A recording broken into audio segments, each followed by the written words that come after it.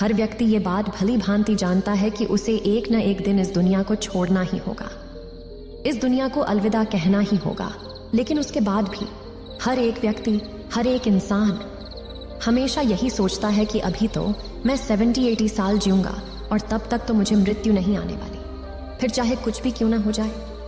यदि आप महात्मा बुद्ध के विश्वासी हैं तो इन दिव्य उपदेशों को ध्यान से सुने।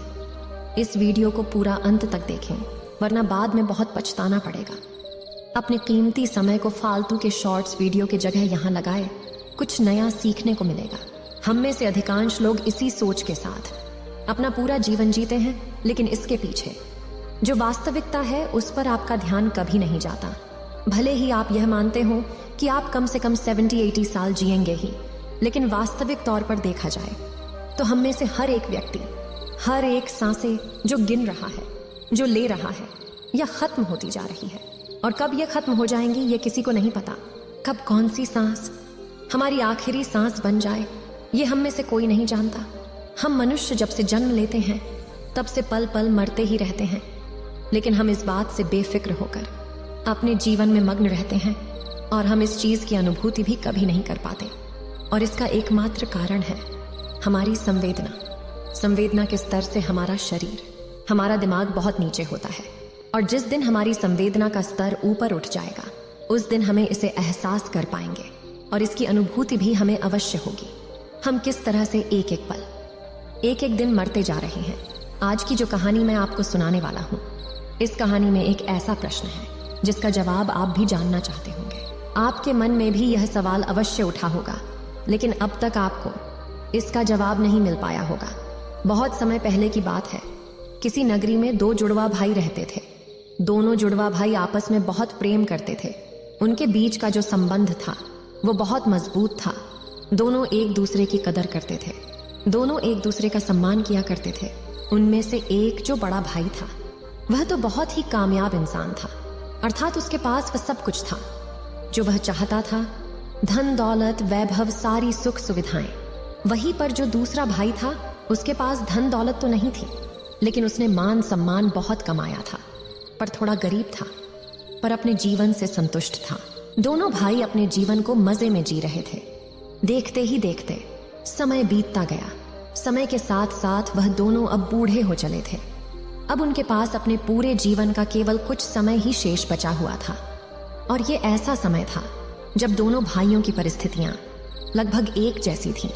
जिसने बहुत अधिक धन कमाया था उसने भी अपना जीवन जैसे तैसे ही काटा, और जिसने मान प्रतिष्ठा कमाई थी, जिसके पास उतना धन नहीं था, उसका भी जीवन जैसे तैसे ही कट रहा था। तब उन्हें यह एहसास होने लगा कि हमने अपने जीवन में जो कुछ भी हासिल किया उसका क्या अर्थ हुआ। वे दोनों यह सोच रहे थे कि हमने जीवन भर इतनी मेहनत की, इतना कुछ अपने लिए कमाया, लेकिन यह सब कुछ व्यर्थ ही रह गया, जिस कारण वे लोग बहुत परेशान रहने लगे थे। और अपने जीवन की इस यात्रा को खत्म करने से पहले वे अपने सभी सवालों के जवाब जानना चाहते थे। एक दिन बड़े भाई के एक मित्र ने जब अपने मित्र को बहुत उदास देखा तो उसने उससे उसकी उदासी का कारण पूछा। तब उसने अपनी सारी आपबीती अपने मित्र को बता दी। इस पर बड़े भाई का मित्र कहता है, यहाँ पास ही में एक बौद्ध भिक्षु रहते हैं, उनके आश्रम में भीड़ लगी रहती है, वे सभी के हर प्रश्न का जवाब देते हैं, तो वहां पर चले जाओ। तुम्हारे जो भी प्रश्न है वो उसका उत्तर तुम्हें अवश्य देंगे। वह बहुत ज्ञानी है, उनकी ख्याति दूर दूर तक फैली हुई है। दूर दूर से लोग अपने सवालों के जवाब जानने के लिए उनके पास आते। तुम भी वहां जाकर अवश्य एक बार अपने सवाल पूछ कर देखो, मुझे यकीन है तुम्हें तुम्हारे सवालों के जवाब वहीं पर मिलेंगे। वे दोनों भाई उन बौद्ध भिक्षु के पास पहुंच जाते और अपने सवालों के जवाब जानने के लिए बहुत उत्सुक होते। जब वहां पर गए तो उन्होंने देखा कि वह बौद्ध भिक्षु ध्यान में लीन थे। दोनों ने खड़े होकर वहीं पर इंतजार करना उचित समझा। जब बौद्ध भिक्षु अपने ध्यान से बाहर आए, जब उन्होंने आंखें खोली तो उन्होंने देखा कि 2 वृद्ध उनके सामने खड़े हैं। तब उन्होंने उनके यहाँ पर आने का कारण पूछा। तभी बड़े भाई ने कहा, हे महाराज, मैं आपसे अपने सवाल का जवाब जानना चाहता हूँ। मेरे मन में कई सवाल हैं और मुझे उनके जवाब चाहिए। मैंने सुना है कि आप किसी को खाली हाथ नहीं जाने देते, आप सभी की समस्या का निवारण कर देते हैं, आप सभी की शंकाओं को दूर करते हैं। इसलिए हम आपके पास आए हैं और हमें पूरी उम्मीद है कि आप हमारी सभी सवालों का जवाब भी हमें अवश्य देंगे। इस पर तो बौद्ध भिक्षु मुस्कुराने लगे और कहते हैं, बेटा, मेरे पास तुम्हारे सभी सवालों का जवाब है या नहीं, यह तो तुम्हारे सवाल पर निर्भर करता है। लेकिन मेरे पास इतना समय नहीं है कि मैं तुम्हारे सभी सवालों का जवाब दे सकूं। लेकिन हाँ, अगर तुम इन सभी सवालों का निचोड़ निकालकर मुझे केवल एक प्रश्न दो तो मैं इसका उत्तर तुम्हें अवश्य दे सकता हूं। अर्थात जीवन के सारे सवालों को एक ही सवाल में पेश करो तो मैं तुम्हारी मदद अवश्य कर सकता हूं। उन बौद्ध भिक्षु की यह बात सुनकर दोनों बड़े चिंतित हो गए। उन्हें समझ नहीं आ रहा था क्या आखिर अपने पूरे जीवन के इन प्रश्नों को केवल एक प्रश्न में कैसे परिवर्तित किया जाए। दोनों सोच में पड़ गए। दोनों ने काफी देर सोच विचार किया, चर्चा की और इसके बाद बड़ा भाई कहता है, हे महाराज, ये तो बड़ी विचित्र बात है कि अपने जीवन के सारे सवालों को केवल एक सवाल में परिवर्तित करके हम आपसे कैसे पूछ सकते। हमने बहुत प्रयास किया, हमने आपस में बातें भी की, लेकिन हम इन सभी सवालों को एक सवाल में परिवर्तित न कर सके। लेकिन उसके बाद हमने कुछ देर और सोचा विचारा कि हमें किसी भी तरह से केवल एक सवाल ही पूछने का मौका मिला है, जिस कारण हम दोनों भाइयों ने आपस में सहमति करके अपने जीवन को केवल एक सवाल में पिरो दिया है। और ये सवाल मैं अब आपसे पूछना चाहता हूँ, क्या मुझे आज्ञा है? तभी तो बौद्ध भिक्षु कहते हैं, अवश्य जो तुम पूछना चाहते हो वह पूछ सकते हो। तभी वह बड़ा भाई कहता है, हे महाराज, हम दोनों भाई हैं और हम दोनों ने अपने जीवन को संतोषजनक जिया है। एक तरफ जहां मैंने खूब सारा धन इकट्ठा किया, वैभव और सारी सुख सिधाई इकट्ठा की, वहीं पर मेरे भाई ने अपने जीवन में मान प्रतिष्ठा इकट्ठा किया और अपने जीवन को संतोषजनक जिया। लेकिन अब हमारे जीवन का वह समय आ चुका है कि हम कभी भी अब मृत्यु को प्राप्त हो सकते हैं। लेकिन अब हमारे मन में एक अजीब सा प्रश्न है, और वो यह कि हमें लगता है कि हमने जीवन में जो कुछ भी पाया है, जो कुछ भी इकट्ठा किया है, ये सब कुछ व्यर्थ है। जैसे हमारे मन के कोने में कहीं कुछ खालीपन सा है, जिसके कारण हमें ऐसा प्रतीत होता है कि मानो हमने अपने जीवन में कुछ खो दिया है। लेकिन वो क्या है, ये हमें समझ नहीं पा रहा। हमने जो कुछ भी इकट्ठा किया है, धन, वैभव, मान, सम्मान, सारी सुख सुविधाएं, वह तो सब यही रह जाएंगे। तब फिर ऐसे मूल्य का क्या फायदा जिसके लिए हमने ये जीवन जिया? जो कुछ हमने इकट्ठा किया, जब वो सब हमारे साथ जाने वाला ही नहीं, तो सब कुछ यहीं पर खत्म हो जाएगा। हमने अपने मूल्य के लिए अपने जीवन को दांव पर लगा दिया, अपने आदर्शों के लिए अपने जीवन को दांव पर लगा दिया। हमने बहुत अच्छे अच्छे रिश्ते बनाए, अपने आदर्शों को अपने मूल्यों पर दान कर दिया, ये सोचकर कि हमारे मूल्य, हमारे आदर्श बचे रहे। लेकिन जब हमने पीछे मुड़कर देखा तो हमें यह एहसास हुआ कि जिस मूल्य और जिस आदर्श को हम पीछे छोड़कर ये सोच रहे थे कि वो बचा रहेगा, वह तो एक ताज की तरह हमारे सर पर ही है। तो ऐसे मूल्यों का क्या फायदा जिसे मौत जब चाहे पूरी तरह से नष्ट कर दे, बर्बाद कर दे? क्या हमें अपने जीवन में इतनी मेहनत नहीं करनी चाहिए थी? क्या हमने जो कुछ भी हासिल किया ये सब व्यर्थ हो गया?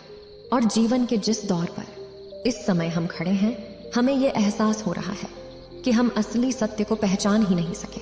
और वो असली सत्य क्या है, ये अभी हम नहीं जानते।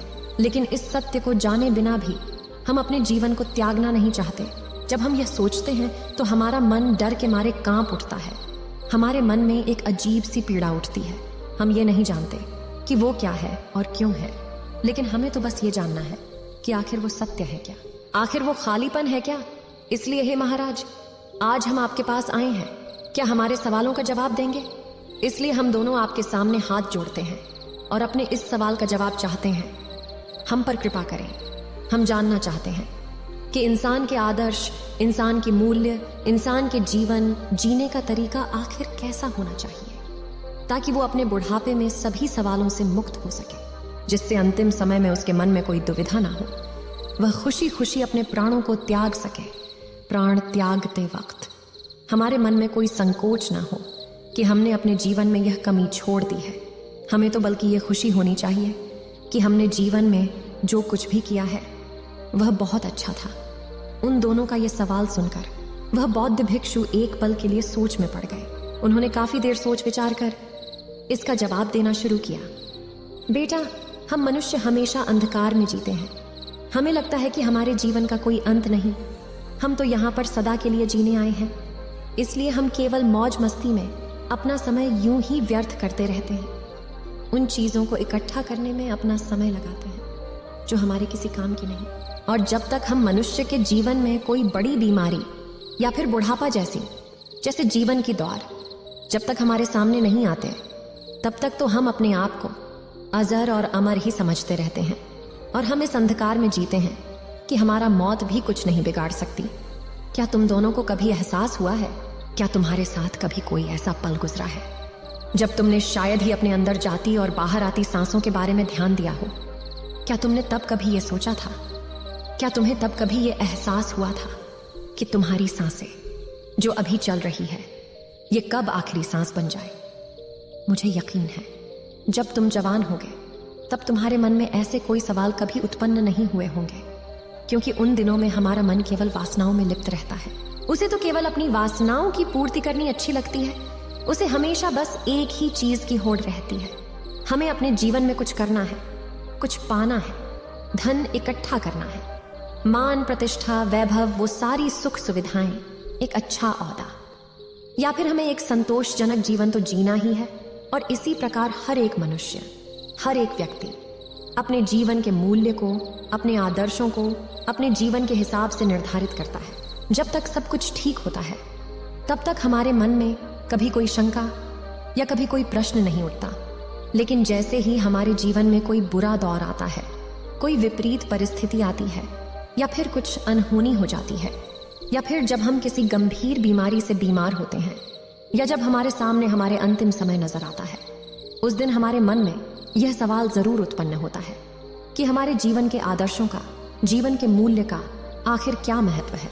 अगर अभी के अभी मेरे प्राण निकल जाए तो क्या मेरे आदर्श, मेरे मूल्य मुझे संतोषजनक मृत्यु दे सकते हैं, परिपूर्णता से इस जीवन को त्यागने का साधन दे सकते हैं। और उस वक्त हमें यह भी एहसास हो जाता है कि हमारे जीवन के जो मूल्य हैं, जो आदर्श हैं, ये सभी इस जमाने की देन है जो इस समाज ने हम पर डाला है।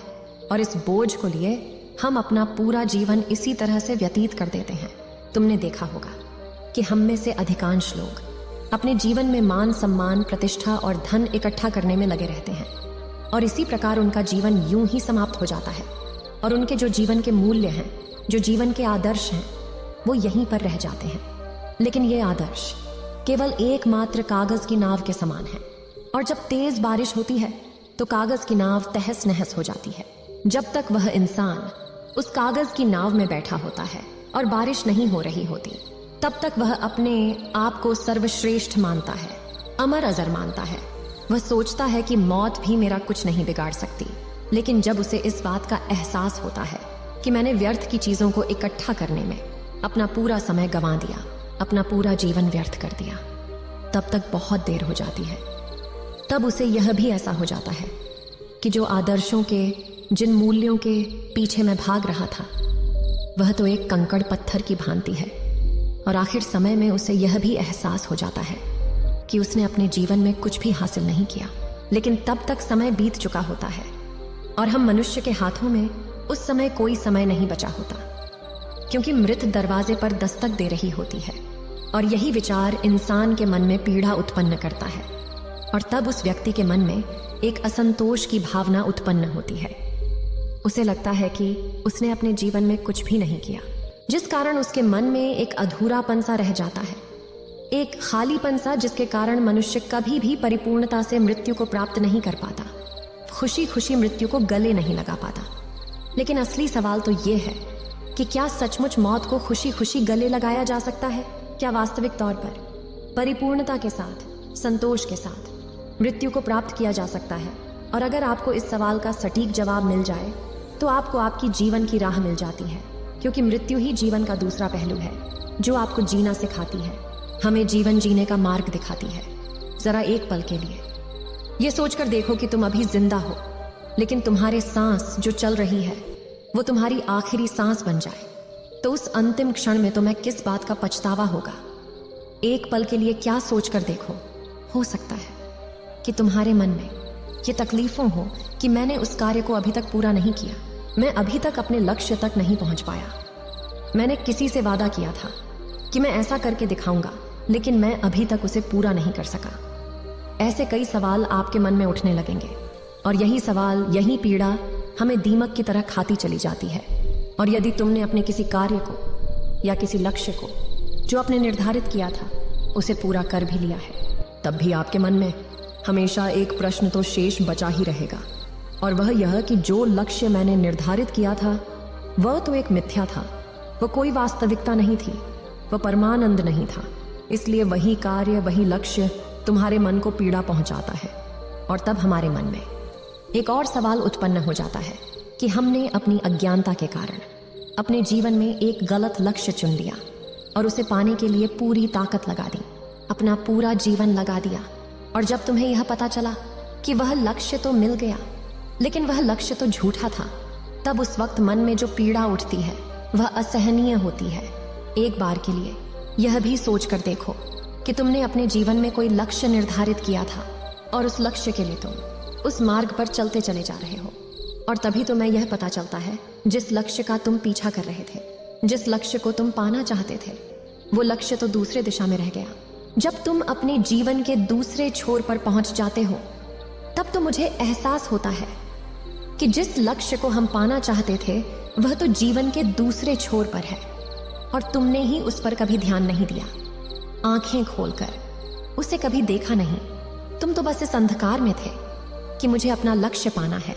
इसलिए अपनी आंखें बंद करके तुम अपनी दिशा में बढ़ते चले गए, यह सोचकर कि शायद जहां पर यह रास्ता खत्म होगा वहां मुझे मेरा लक्ष्य अवसर मिल जाएगा। लेकिन आप यह भूल गए कि यह तो जीवन है, और जीवन तो हर कोई जीता है, यहां तक कि जानवर भी जीते हैं। खाना पीना तो जानवर भी खाते हैं। एक जानवर भी मेहनत करता है, अपने परिवार का पालन पोषण करता है, और वह भी अपनी प्रतिष्ठा कायम रखता है। लेकिन अब सबसे बड़ा सवाल यहाँ पर यह भी है कि एक जानवर और इंसान के लक्ष्य में क्या फर्क होता है। जानवर का लक्ष्य सीमित होता है, उसे तो बस इतना ही चाहिए कि वो जो पेट भर के खाना मिल जाए और मैं आराम से अपनी जीवन को जी सके। इसके अलावा उसे अपना परिवार बसाना अच्छा लगता है, और यही उसके जीवन का लक्ष्य होता है। वहीं पर एक इंसान यह सोचता है कि वह धन संपदा इकट्ठी कर ले, मान सम्मान, प्रतिष्ठा, एक अच्छा घर, इससे ज्यादा और कुछ नहीं। यही उनका एकमात्र लक्ष्य होता है। और अगर इससे ज्यादा कुछ और करना है तो समाज में मान प्रतिष्ठा भी बढ़ा ले, इससे मेरा जीवन परिपूर्ण हो जाएगा। लेकिन क्या आपने एक जानवर और एक इंसान के बीच के लक्ष्य की समानता देखी? दोनों का लक्ष्य लगभग एक जैसा ही होता है। उन्हें भी मेहनत करके अपने परिवार का पालन पोषण करना है, पेट भर के खाना खाना है, और इधर हर एक व्यक्ति को मान सम्मान, प्रतिष्ठा, अपना परिवार और धन इकट्ठा करना है। तो जब दोनों के लक्ष्य लगभग एक जैसे ही हैं और दोनों का जीवन लगभग एक जैसा ही है, तो फिर हम इंसानों को यह अहंकार क्यों है कि हम एक इंसान हैं? हम क्यों भला अपने आप को उस जानवर से ऊपर समझते हैं? आखिर वही जीवन हम भी जी रहे हैं और वह जानवर भी जी रहे, तो फिर दोनों में फर्क क्या है? तो यहाँ पर इसका जवाब भी बड़ा सीधा और सरल है। एक इंसान के पास उसकी चेतना होती है, जिसकी चेतना ऊपर उठ चुकी होती है। उसे इस बात का भली भांति एहसास होता है कि एक इंसान के पास चेतना का फर्क है। जानवरों में चेतना नहीं होती, लेकिन दूसरी तरफ इंसानों की चेतना ऊपर होती है, और इसी चेतना का इस्तेमाल करके यदि आप चाहें तो परमात्मा को भी हासिल कर सकते हैं। लेकिन हम मनुष्य तो केवल इस समाज के हिसाब से चलते हैं। अपनी चेतना का इस्तेमाल केवल धन संपदा, मान प्रतिष्ठा और समाज में अच्छा बने रहने के लिए, इस चेतना का छोटी छोटी चीजों के लिए इस्तेमाल करते हैं। किंतु यदि हम चाहे तो अपनी इस चेतना का इस्तेमाल करके हम जीवन को परमानंद की तरफ ले जा सकते हैं, जिसे हमें जीवन का आनंद भी आएगा, उस परमात्मा का ज्ञान पा सकते हैं।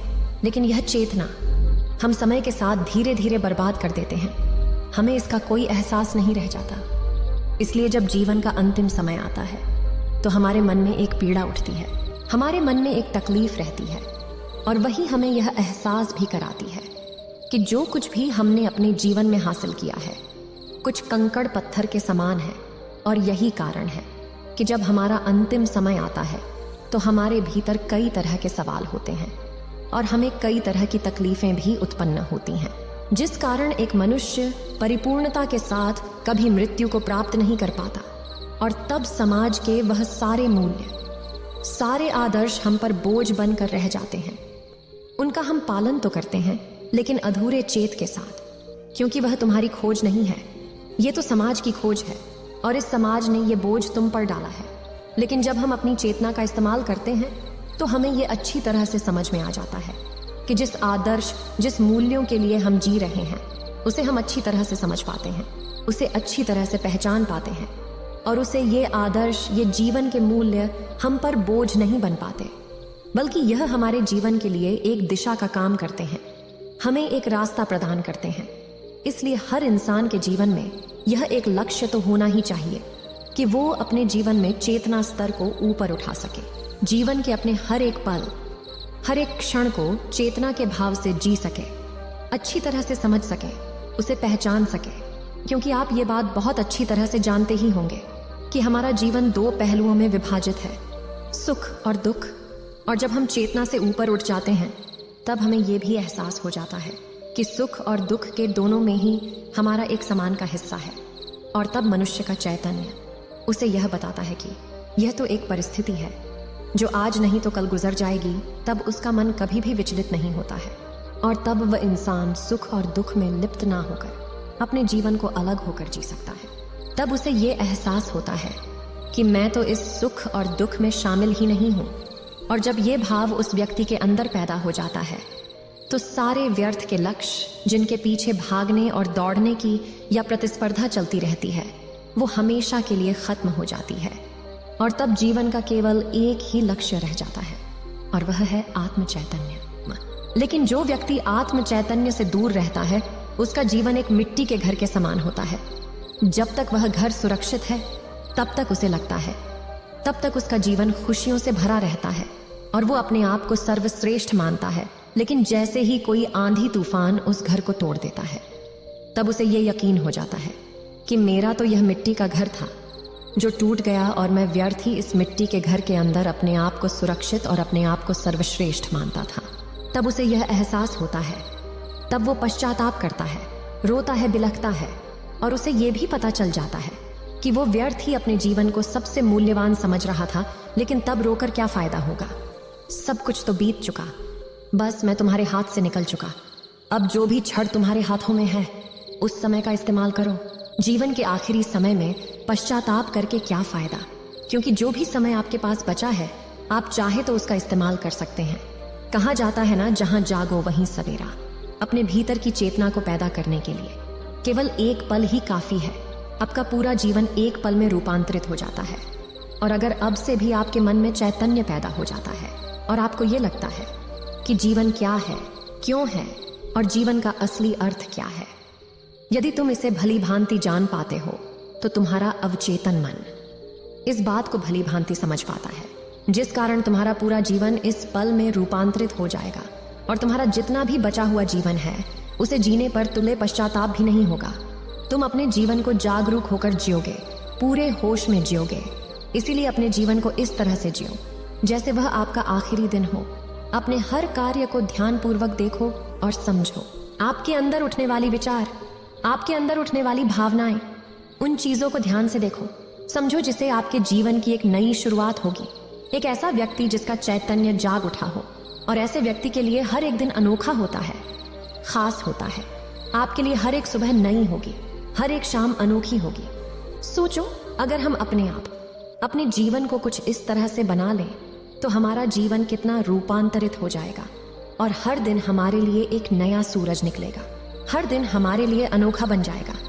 हर दिन हमारे लिए चैतन्य के स्तर को ऊपर उठाने की एक सीढ़ी बन जाएगा। लेकिन हम मनुष्य अपने जीवन में व्यर्थ की चीजों के पीछे भागते रहते हैं, कंकड़ पत्थर इकट्ठा करते रहते हैं, अपने जीवन में ऐसे लक्ष्यों को निर्धारित करते हैं जिसका कोई अर्थ ही नहीं। हम व्यर्थ की धन संपदा, मान प्रतिष्ठा के पीछे भागते रहते हैं जो एक न एक दिन मिट्टी में मिल ही जाएगा और तब हमें अपना जीवन व्यर्थ लगने लगता है। लेकिन यदि आपका मन चैतन्य से भर जाए तो आप हर चीजों का लाभ उठा सकते हैं। आप हर पल को भरपूर जी सकते हैं। हर एक क्षण आपकी मुट्ठी में होगा। लेकिन यदि आपका मन चेतन से भरा नहीं होगा तो आप उस पल मौजूद नहीं होंगे। तो भला अब उस पल को कैसे जिएंगे? उस पल क्या घट रहा है यह आपको पता तक नहीं होगा। और जब वो घटना होकर गुजर जाएगी तब आपको एहसास होगा। तब आप अपनी परिस्थिति को दोष देंगे कि मैंने तो अपने जीवन में अच्छे लक्ष्य, अच्छे आदर्श, अच्छे मूल्य निर्धारित किए थे, लेकिन आप यह भूल जाते हैं कि केवल लक्ष्य को निर्धारित करने से आप अच्छा जीवन नहीं जी सकते, अपने जीवन को आनंदमय नहीं बना सकते, और तो और आप अपने जीवन को जीना नहीं सीख सकते। यही तो परम सत्य है, और यही हमारे मन का आखिरी सवाल, अर्थात बुढ़ापे का आखिरी सवाल। इसका जवाब तो उन दोनों को मिल गया, लेकिन क्या आपको मिला? अगर आप अभी भी अपने जीवन को चेतन होकर, जागरूक होकर जीना सीख जाते हैं, तो आप अपने जीवन को परम आनंद की ओर ले जा सकते हैं। आप अपने जीवन के हर पल का, हर क्षण का आनंद उठा सकते हैं। लेकिन अभी भी अगर आप अपने जीवन चैतन्य को प्राप्त नहीं करते, तो इस जीवन के अंतिम समय में आपको भी केवल पश्चाताप ही होगा। तब उस समय आप केवल इस सोच में रह जाएंगे कि मैंने तो अपना इतना समय केवल सोते सोते गुजार दिया, मैंने अपना इतना समय केवल इधर उधर की बातों में लगा दिया।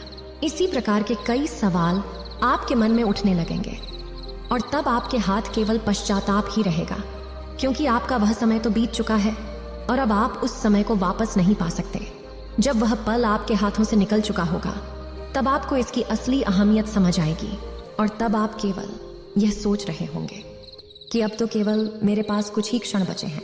तब आप केवल रोते बिलखते रह जाएंगे, लेकिन आपके हाथ कुछ नहीं आने वाला। इसलिए आज से और अभी से अपने जीवन को जागरूक होकर जीना सीखें। हर पल, हर क्षण को खुशी से जिए। ऐसे जिए मानो कि यह समय आपका आखिरी समय है। यदि आपका आखिरी दिन है, ये पल आपका आखिरी पल है, जिसे आपके लिए हर एक पल नया होगा, खास होगा और आप ही का होगा। उम्मीद है आप सभी को यह वीडियो अच्छी लगी होगी।